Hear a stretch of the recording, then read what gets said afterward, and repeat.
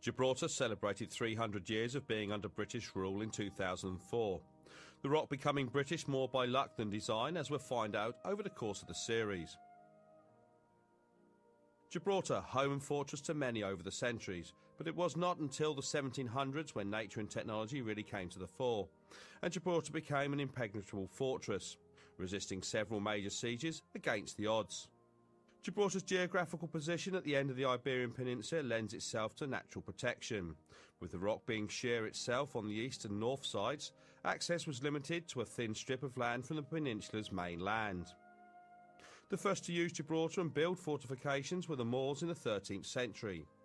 They utilised the area between the sea and the north face, building a walled town area which stretched from the slopes to the sea and included a large square keep known as the Tower of Homage, which has survived to this day. The Spanish finally laid claim to Gibraltar in the 16th century, but were slow to extend the fortress beyond that which had been laid by the Moors. It wasn't in fact until the middle of the 16th century, as a result of constant raids from the southern end of the rock by Barbary pirates, that a wall protecting the south was built. The wall still standing is known as Charles V Wall.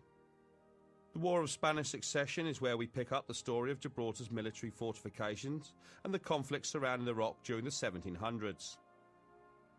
Pete Jackson is a local military historian and enthusiast, and over the course of the series we'll be looking at Gibraltar's military might under the British reign during this time. In the year 1700, King Charles II of Spain died, leaving no heir to the throne. Prior to his death, King Charles had made a will passing all of Spain's possessions to Prince Philip of Bourbon, a grandson of Louis XIV of France. The other pretender to the throne of Spain was an Austrian, Archduke Charles, who was backed in his bid to become king by both Britain and the Netherlands, who rejected the will and testament of the deceased king. Since the outset of the war, the alliance had been looking for a base or harbour within the Iberian Peninsula to control the Mediterranean and to improve operations against the French and Spanish fleets. In the summer of 1704, an Anglo-Dutch fleet under the command of Sir George Rooke, chief commander of the Alliance Navy, was returning through the Mediterranean after an unsuccessful expedition to Barcelona. After taking on supplies in Morocco, the fleet set sail from Tetuan in late July. An interesting point to note in the history at this time was the actual dates differ between British and Spanish historical accounts, due in the main to both using different calendars. The British still used the Julian calendar, but the Spanish using the Gregorian, which was 11 days ahead. The Alliance fleet of 22 ships, 16 English and 6 Dutch, anchored between the old and new moles.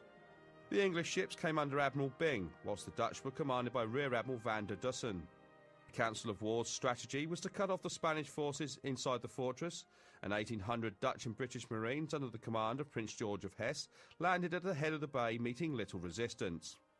This is really where Britain's involvement with Gibraltar started in 1704. We're here at the Marine Monument, and it was them that came ashore with an Anglo-Dutch force in 1704 on the 21st of July. But there is some confusion about the date because there were two calendars being used at the time. That's right. And I mean, we're not talking much further north than from where we are now, in real terms, where they came in.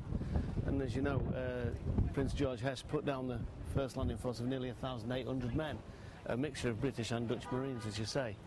Their key objective at that stage is to cut off the land escapes through to Spain. And of course, you've got troops at the far side that are still capable of giving fire this way. And that's when Byng was made to detach 2 ships to go around the far side of the rock and give covering fire up into the hills to calm the fire that was coming from that direction.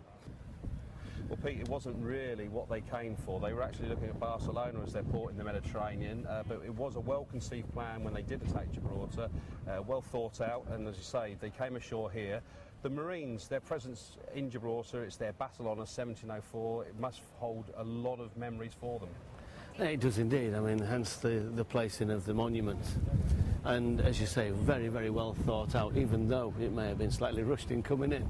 The way Byng stretched his ships between the old mole and the new mole, especially to bombard areas of strength and to assist the attacking force coming over the isthmus. So they're putting themselves in position to bombard everywhere from Grand Battery and points of fortification throughout as far as South Mole. With the isthmus secured, Prince George demanded the unconditional surrender of the rock, an oath of loyalty to Archduke Charles of Habsburg, pretender to the Spanish throne. The then governor of the Rock, Don Diego de las Salinas, refused the ultimatum. An order to attack came on the 3rd of August, with the combined Anglo-Dutch forces attacking on 3 fronts. In the early hours of the morning, with Admiral Byng's combined fleet of 22 ships raining shot and shell on the town, Captains Jumper and Whittaker were ordered to attack the fort at the New Mole. Well, Pete, we come to the southern end of the Rock. We come down towards where the dockyard is now, but really it was only a small mole, the New Mole, with a fort on the end of it that the second landing party attacked. More or less, that's it. As I say, unrecognisable with the dockyard as we have it today. But literally, this was a simple protrusion out into the sea, the New Mole. And of course, where Hicks and Jumper brought in the seaborne landing force. Well, we already have the isthmus covered by George Hess. With the Marines, they already had that controlled. When they came ashore here, though, there was a bit of a tragedy in the fact that we lost 100, 200 men because the magazine actually blew up. Well, we lost the proper figures. I believe you're looking at 40 dead, 42 including 2 officers that blew up with the magazine tragedy, but a further 60 injured as a result of that. A lot of the early tales are that it was a booby trap, but later when you read on, some people claim that it was actually probably a British soldier walking in there and using naked flame that set it off.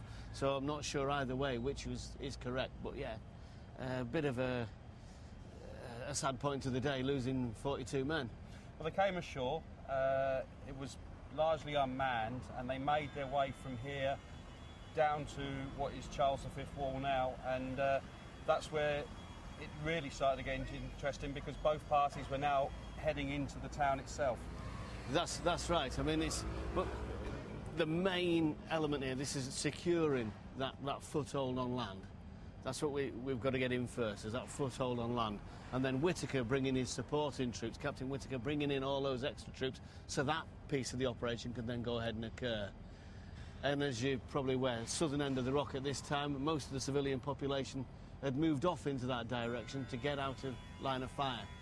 And apparently had been making the way back in when just before this attack occurred, which made everybody turn back and head for the south again. All the meanwhile, Byng and his ships out in the bay were bombarding every living daylights out of the Spanish defences. Yeah, anything they could see that was a fortified position would be getting a hammering from those ships out in the bay, yes. Despite the losses from the accident, the troops rallied and headed north towards the town's southern defences. Pete, we've got to Charles V Wall. It took us a little bit less time than it did for Whittaker to get down to this point. This is the southern end. This is where he would have come into the town, and there's historical debate about what he did when he got here, apart from break through.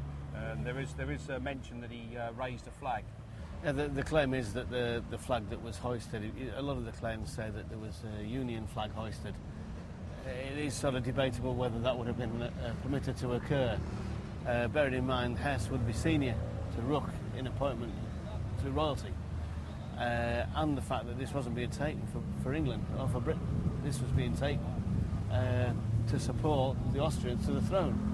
So it's highly unlikely that, in my eyes, that it would have been an English flag or a British flag that was flown here at that time. One thing that's very apparent when we're looking through the fortifications in Gibraltar is the differences, the style of wall and that. Something we're going to be looking at during the course of the programme. But this wall here is an example of what Spanish architecture at the time was.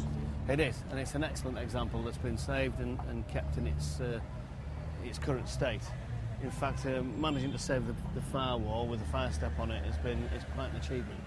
And South Bastion is probably the best example of the Spanish architecture that we have.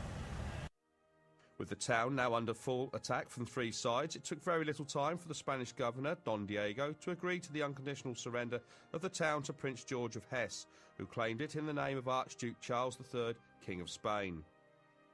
On the 7th of August, the Spanish were marched out of the fortress led by Don Diego, with Queen Isabella's banner at their head. The party of some 4,000 made their way north into the Spanish mainland, with the majority taking refuge in what is now San Roque.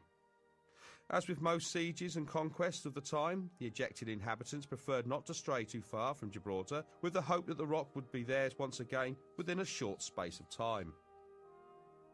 Coming up after the break, we'll be looking at the immediate rebuilding of the fortress and the 12th siege.